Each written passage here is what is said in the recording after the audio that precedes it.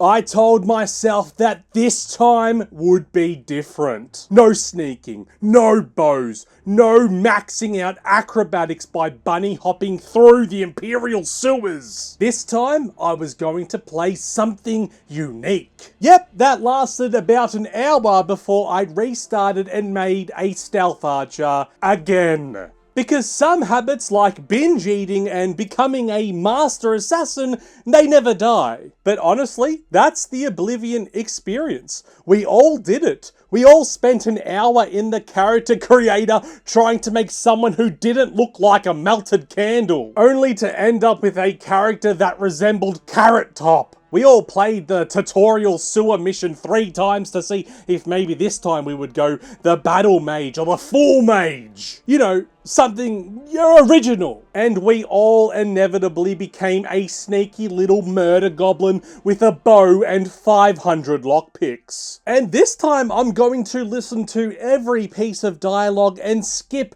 none of it.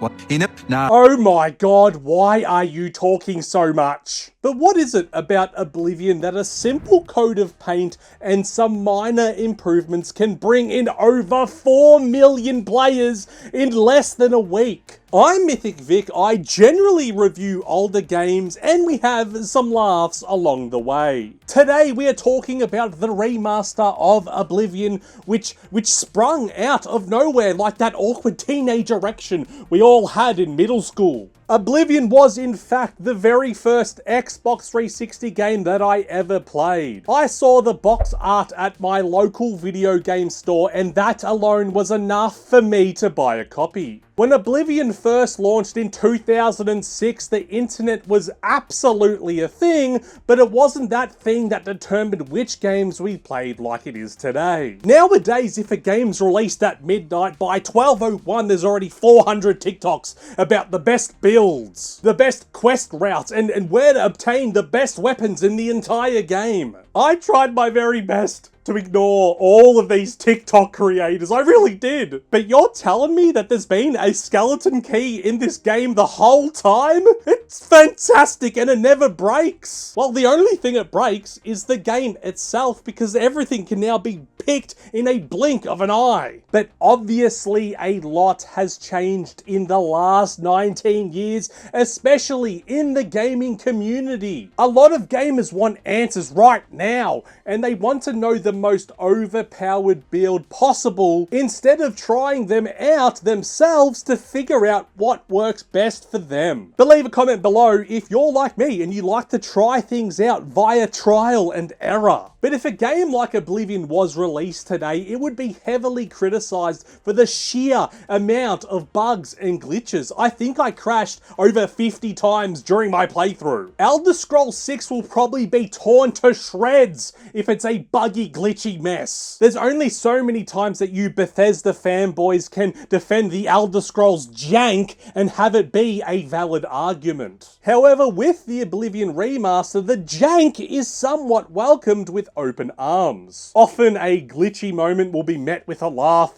and will make us feel right at home. But other times when the glitch happens, it just makes me feel empty and hollow inside. I took this playthrough extremely serious. I was trying to roleplay as my character to the best of my very capabilities. Only for a guard to witness the death of a civilian and then instantly question, wait a second, who did this? But a welcome change in the last 19 years is the fact that developers like Bethesda seem to fix their game with regular patches. And this time they have taken it one step further by asking for our feedback for future improvements. And can I just quickly say that I would honestly pay about $50, $50 for a new Oblivion expansion. Honestly, I would, straight away, no hesitation. As you can see by the footage, the graphics look absolutely amazing. It's Cyrodiil, as I've always imagined. The NPCs look real. The draw distance is huge and breathtaking. The towns have an insane amount of detail, and if the graphics were the only improvement, I still would have bought this remaster in an instant. But lucky for us, Bethesda has added a whole list of quality of life improvements like the updated UI. And when I first started playing, I honestly didn't even notice these improvements at all until I saw gameplay from the original Oblivion release. How did we play like this? You can't even see the health. The menus, while not perfect, are easier to use and they have updated the way you cycle between each screen. But managing your inventory is still a slow process, and scrolling through 100 items to find the right one was always a pain in the ass. Did they really have to show us every key we have picked up in the game in the all menu? And don't even get me started on the soul gems. They need their own tab so you can quickly use them. It takes an hour to reload a single weapon. The leveling system has been upgraded, giving you more power of how you level your character, and you can now sprint. But you couldn't sprint before? I feel like I would have remembered that, because that would be very frustrating. You sure? Okay. There's no one there, I'm just talking to myself. It's a bit. When Oblivion came out, it was a huge deal. Open world fantasy on a scale that was insane for the time, and still to this day feels extremely vast. Trees swayed in the wind, guards had routines, and Patrick Stewart died in the first 10 minutes of the game. Peak drama. But it was also extremely weird. Every shop owner and random bandit had the same face and gravelly voice. And they may have gotten away with that back then in 2006, but now it's extremely weird and very off-putting. Combat in Oblivion is, well, it exists. You swing, you block, and stealth arch, and enemies wait patiently for you to navigate through the menu to drink a certain potion or equip a new spell to try. Melee feels like you're swinging a foam weapon, you know, and you never know if you're making contact with the enemy or if you're accidentally stabbing an Imperial guard in the face. Magic can be fun, but early on you spend most of your time running out of magicka and frantically fleeing around the room waiting for it to come back. But stealth though? Mwah, chef's kiss. Absolutely perfect. Well, I mean, it's not very well balanced, but it's so satisfying to sit in the corner of the room sniping enemies from afar with 3 times damage, and I'll never get bored of it, even after 10,000 arrows in the face of an enemy. It's always satisfying. The skill level is where things really feel rewarding. Every action levels a skill. Jump or sprint to level acrobatics. Stealth around to level your sneak, and punch innocent wild dogs to level your hand-to-hand. The leveling system rewards every decision you make, and therefore it encourages you to partake in the game mechanics that Oblivion offers. I had zero intention of being a master at repairing equipment, as it's not expensive in the slightest to have a blacksmith do it for you. But hey, it's a great skill for you to have, and it means you can level up your character even faster just by doing it. In Oblivion, I try to do everything myself, unlike in real life, where I pay someone to do everything for me. Mow the lawn, deliver my food, do my shopping, take my wife to a fancy hotel, and while I sit in the corner on the chair watching, you know, the good stuff. One thing Oblivion still nails is its world. It's open, beautiful, and satisfying to explore. The world feels lived in, and I always felt that at any given time a new quest might pop up if I look hard enough. Overall, the quests are fairly consistent. The Dark Brotherhood missions are very well made. The plot twists surprise even me. You know, I've forgotten pretty much everything about Oblivion from back in the day, you know, too many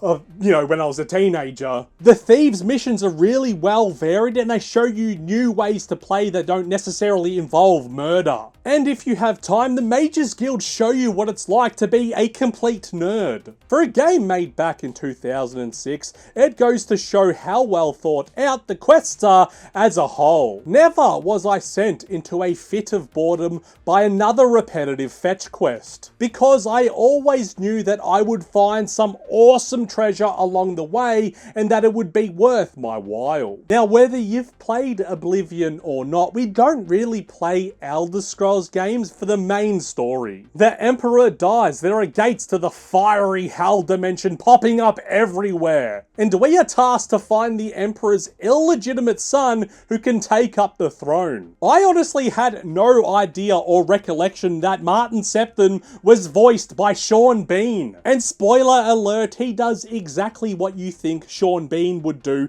in a medieval fantasy setting. And this time now it's Sean Bean's turn to be the bastard in the north. How do you like that, Bean? It's a fine story. It has cool moments and it has its awkward plot points as well. Running into an open Oblivion gate is just as intimidating as ever, and it really does feel like a whole world is at stake. But the joy of Oblivion isn't in the main story. It's in the side quests. It's in the world. It's in the random events you come across as you're exploring the map. Accidentally punching a guard in the face, and then spending the next 5 minutes reloading save points to back before you are a wanted criminal. The joy comes from feeling like you are in a living, functioning world, something that modern games still struggle to replicate. So, is Oblivion Remastered worth playing in 2025? Well, if you've never played it before, then maybe. You know, it will feel slightly clunky and weird, but it will also charm the hell out of you like it did me back in 2006. And if you have played it and enjoyed it before, then, well, you know the answer. You have restarted the game a dozen times and created a new character only to end up as a stealth archer. And guess what? You'll do it again. You'll want to try something new, but you just can't. You'll end up crouching in the corner of a cave, sniping random bandits and picking random locks like it's a blocked nose. But Oblivion isn't perfect. It's broken. It's wonderful. It's unique and ambitious all at the same time. And it's a great reminder that not all games have to be absolutely perfect to be an amazing title. Alright, my name is Mythic Vic. Thank you very much for watching. Until next time, adieu, see ya, goodbye.